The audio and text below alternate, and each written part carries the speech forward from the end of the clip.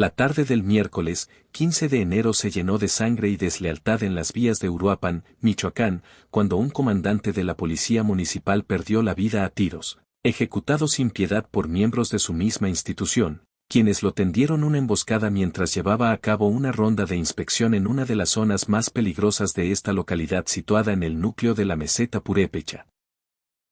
Este homicidio, que ha generado conmoción en todo el país por su crueldad y por lo que expone acerca del grado de penetración del crimen organizado dentro de las estructuras de seguridad, tuvo lugar a plena luz del día delante de numerosos testigos que, sin poder hacer nada, vieron como individuos con el mismo uniforme que la víctima le quitaban la vida con una frialdad que solo se entiende por la seguridad e impunidad que les brinda el apoyo de poderes ocultos más fuertes que el propio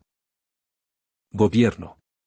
De acuerdo con los primeros avances de la Fiscalía General del Estado de Michoacán, el comandante viajaba en su unidad oficial por la colonia La Quinta cuando una camioneta pickup de tono oscuro, con rasgos similares a las de las patrullas, le bloqueó el camino en una maniobra que demostraba un conocimiento exacto de su itinerario y de sus horarios habituales de vigilancia.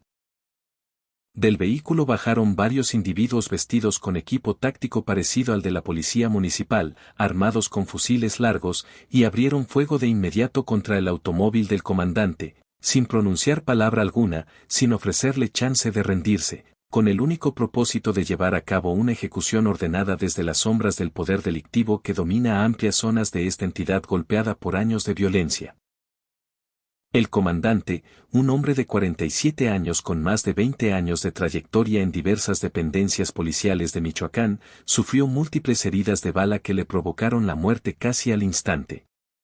Su cuerpo quedó inerte sobre el volante de la unidad oficial, mientras la sangre se derramaba por la puerta del conductor y formaba un charco sobre el pavimento recalentado por el sol de esa tarde de enero. Los atacantes, con la serenidad de quienes saben que nadie osará intervenir, regresaron a su camioneta y se retiraron del sitio sin apuro, desapareciendo entre las calles de una ciudad donde el crimen organizado se ha erigido en la autoridad real que establece las normas de convivencia y determina quién sobrevive y quién perece.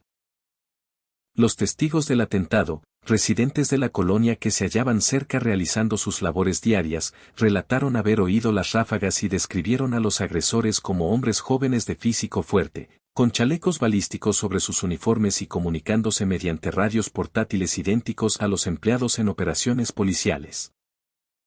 Algunos afirmaron haber identificado a por lo menos uno de ellos como miembro activo de la Policía Municipal de Uruapan, aunque optaron por no dar nombres ni detalles precisos debido al miedo a las represalias que suelen sufrir quienes señalan a los culpables de delitos ligados al narcotráfico en esta área, donde la existencia de un testigo vale menos que la de un animal callejero. La información sobre la ejecución del comandante se extendió velozmente por Uruapan, provocando una combinación de enojo, temor y resignación entre habitantes acostumbrados a vivir con la violencia como elemento inseparable de su rutina. En las plataformas digitales empezaron a difundirse teorías sobre los motivos del atentado, desde liquidaciones entre facciones delictivas que pelean por el dominio del territorio, hasta venganzas personales vinculadas a acciones que el comandante había dirigido recientemente contra sitios de distribución de estupefacientes y refugios usados por bandas criminales. No obstante, la versión que cobró mayor fuerza con el paso de las horas señalaba una traición planeada desde el interior de la propia corporación, una purga motivada por la resistencia del comandante a acatar las órdenes del crimen organizado que controla de facto gran parte de las instituciones de seguridad en Michoacán.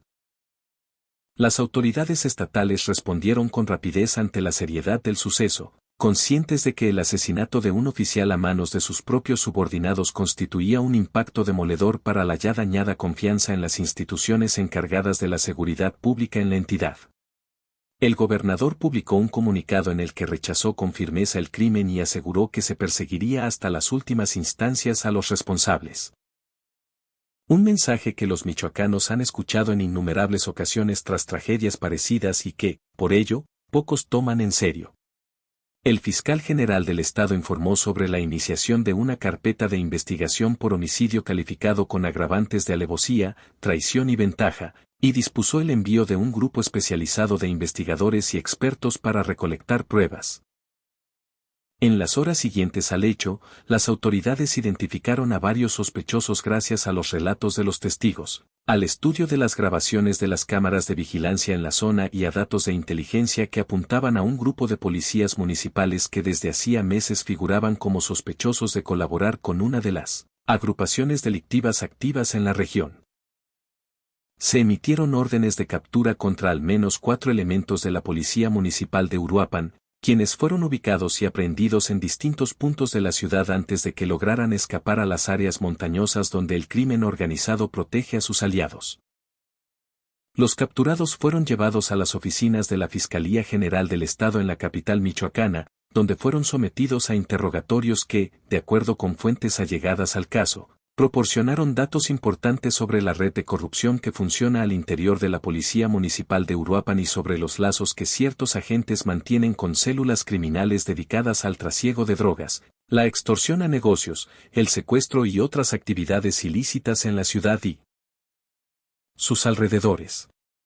Los detenidos comparecieron ante un juez de control, quien estableció las medidas preventivas respectivas y dispuso su ingreso a un penal de máxima seguridad mientras avanza el procedimiento judicial en su contra.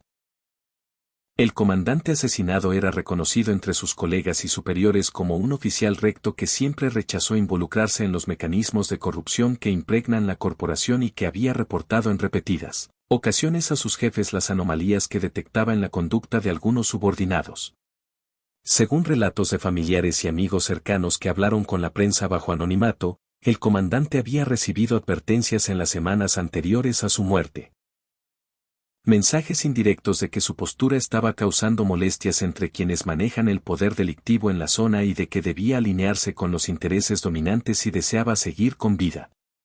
El oficial había comunicado estas amenazas a sus superiores solicitando protección o un cambio de destino para evitar la exposición a las presiones del crimen organizado. Sin embargo, sus peticiones fueron desatendidas o aplazadas indefinidamente con justificaciones administrativas que, ahora tras su asesinato, toman un tinte ominoso. Algunos expertos en seguridad que seguían el caso indican que la ausencia de respuesta institucional a las quejas del comandante podría sugerir que la corrupción llega a niveles más altos dentro de la estructura policial y que, quienes debían resguardarlo tal vez fueron cómplices, por acción o por omisión, de su ejecución. La viuda del comandante, una mujer de 43 años que labora como docente en una secundaria local, hizo una declaración conmovedora a los medios, en la que responsabilizó directamente a las autoridades por haber dejado desprotegido a su esposo a pesar de saber de las amenazas que lo acechaban. Entre sollozos que no lograba reprimir, contó cómo su esposo regresaba a casa en varias ocasiones durante las semanas previas, visiblemente angustiado, relatándole que había descubierto asuntos que no debía y que había personas dentro de la corporación que deseaban su muerte. Ella le había suplicado que renunciara, que buscara otra ocupación, que abandonaran Uruapan para empezar de cero en otro lugar. Pero él se negó, argumentando que no podía traicionar su vocación de servicio y que creía que las autoridades superiores lo respaldarían al enterarse de la gravedad de lo que ocurría. La pareja tenía 3 hijos, 2 varones de 19 y 17 años que asisten a preparatorias en la ciudad y una niña de 11 años en sexto de primaria. Los 3 se quedaron sin padre de la noche a la mañana, víctimas indirectas de un conflicto que no eligieron y que les arrebató al hombre que los educaba con la ilusión de brindarles un porvenir mejor que el suyo. El hijo mayor, visiblemente impactado durante el entierro de su padre, expresó ante las cámaras que algún día haría justicia por la muerte de su progenitor. Una declaración que, en el entorno michoacano, adquiere implicaciones inquietantes sobre los ciclos de violencia y revancha que se perpetúan de generación en generación, alimentando la espiral mortal que devora a la entidad. El sepelio del comandante se llevó a cabo 2 días después del crimen en el cementerio municipal de Uruapan, con la presencia de parientes, amigos y algunos compañeros de la corporación que se animaron a asistir pese al ambiente de miedo que reinaba tras saberse que los culpables eran policías en servicio. La ceremonia contó con resguardo de elementos de la Guardia Nacional por temor a que los asesinos o sus cómplices intentaran algo contra los presentes. Una medida que revela el nivel de deterioro institucional, cuando las propias fuerzas del Estado no pueden asegurar la protección de quienes acuden a honrar a un servidor público caído en el cumplimiento de su labor. Durante el funeral, El secretario de Seguridad Pública Estatal pronunció unas palabras en las que calificó al comandante como un héroe que entregó su vida por salvaguardar a los habitantes de Uruapan y prometió que su sacrificio no quedaría impune. Las frases del funcionario fueron recibidas con frialdad por los asistentes, muchos de los cuales murmuraban que las promesas oficiales carecen de valor en un estado donde los delincuentes actúan con absoluta libertad y donde los policías íntegros son eliminados por sus propios compañeros sin que haya consecuencias reales. Al concluir la ceremonia, cuando el féretro fue bajado a la tumba, la viuda del comandante se desplomó llorando sobre la tierra fresca mientras sus hijos trataban de consolarla sin éxito. Una escena que condensa el sufrimiento de miles de familias michoacanas que han perdido a sus seres queridos en esta guerra sin fin. Para entender la dimensión de lo sucedido en Uruapan y sus repercusiones en la seguridad pública de Michoacán, es indispensable situar el contexto que atraviesa esta entidad desde hace más de 20 años, cuando el nacimiento y auge de grupos como la familia michoacana y más tarde los caballeros templarios modificaron por completo el escenario de inseguridad en la región. Michoacán fue el primer estado mexicano donde el gobierno federal lanzó una operación militar masiva contra el crimen organizado en diciembre de 2006, dando inicio a una política de enfrentamiento directo que luego se aplicó en todo el territorio nacional y que, casi 2 décadas después, ha dejado cientos de miles de fallecidos, decenas de miles de desaparecidos y millones de desplazados por la violencia. Uruapan, la segunda urbe más relevante de Michoacán después de Morelia, ha sido desde siempre uno de los focos principales de violencia criminal en el estado gracias a su posición estratégica en las rutas de trasiego de drogas hacia el norte del país y hacia mercados internacionales. La ciudad, reconocida por su producción de aguacate que surte a gran parte del mundo y por sus atractivos naturales como el Parque Nacional Barranca del Cupaticio, se ha convertido también en sinónimo de masacres, ejecuciones a la vista de todos, descuartizamientos y otras formas de salvajismo que las bandas criminales emplean para infundir terror y demostrar su dominio sobre territorios que consideran suyos. En agosto de 2019, Uruapan fue testigo de uno de los capítulos más horrendos de la historia reciente del crimen organizado en México, cuando 9 cadáveres fueron colgados de un puente peatonal y otros 10 fueron dejados en diversos puntos de la ciudad con mensajes intimidatorios dirigidos a rivales y a las autoridades que intentaran obstaculizar sus actividades. Las imágenes de los cuerpos suspendidos del puente, algunos mutilados y con claras señales de tortura, recorrieron el planeta y colocaron a Uruapan en el mapa global como ejemplo de la brutalidad que define la violencia en México. Desde entonces, la ciudad ha vivido etapas de relativa tranquilidad interrumpidas por brotes de violencia que recuerdan que el control territorial sigue siendo motivo de enfrentamiento entre organizaciones delictivas que no vacilan en usar el terror como instrumento de control.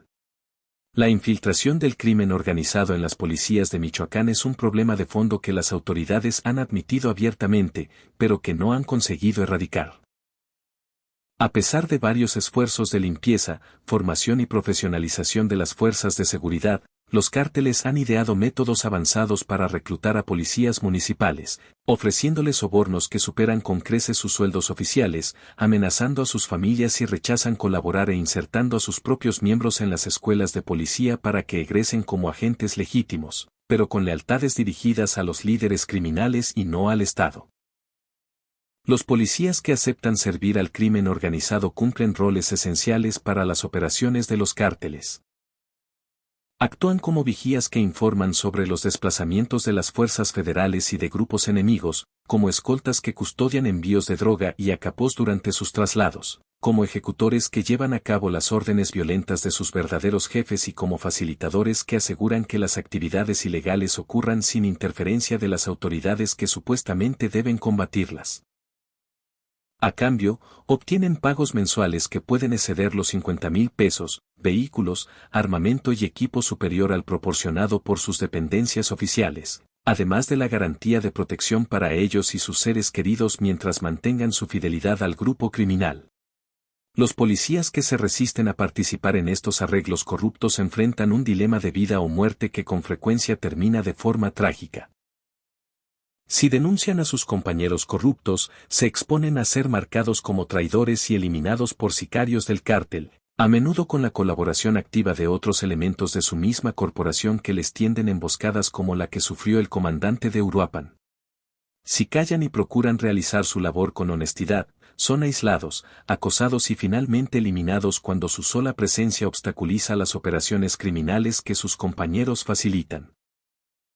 Y si renuncian y huyen, son perseguidos como desertores que podrían convertirse en testigos incómodos y suelen terminar asesinados junto con sus familias como advertencia para quienes consideren imitarlos. El caso del comandante ejecutado en Uruapan ejemplifica de manera dramática este dilema y sus desenlaces fatales. Según los avances de la investigación, el oficial había empezado a registrar las anomalías que observaba en la conducta de algunos subordinados, incluyendo faltas injustificadas que coincidían con actividades de grupos criminales en la zona, uso indebido de vehículos oficiales y contactos sospechosos con personas ligadas a organizaciones delictivas. El comandante había preparado reportes minuciosos que entregó a sus superiores, esperando que se abrieran indagatorias internas y se aplicaran sanciones a los señalados. Sin embargo, en vez de obtener el apoyo institucional que aguardaba, comenzó a percibir un clima hostil dentro de la corporación que le indicaba con claridad que había tocado intereses intocables. Sus solicitudes de recursos y personal fueron rechazadas sistemáticamente, sus instrucciones empezaron a ser cuestionadas y desacatadas por subordinados que antes le mostraban deferencia, y notó que cierta información sobre sus movimientos llegaba a oídos de quienes no debían tener acceso a ella. Cuando las amenazas se volvieron directas, primero mediante mensajes anónimos y luego a través de intermediarios que le transmitían el malestar de los jefes del crimen organizado con su conducta, el comandante entendió que su vida corría peligro inminente. Los 4 policías capturados como presuntos autores materiales del homicidio han sido identificados como agentes con entre 2 y 8 años de antigüedad en la Policía Municipal de Uruapan, y que habían sido mencionados en varios informes del comandante como sospechosos de tener nexos con el crimen organizado. De acuerdo con versiones de sus declaraciones que han trascendido por vías cercanas a la investigación, los detenidos admitieron haber recibido órdenes de eliminar al comandante de parte de un individuo con un alias que lo relaciona con una de las células más operativas de la región, aunque negaron conocer directamente a los líderes principales de la organización y afirmaron que solo seguían instrucciones recibidas por conductos intermedios.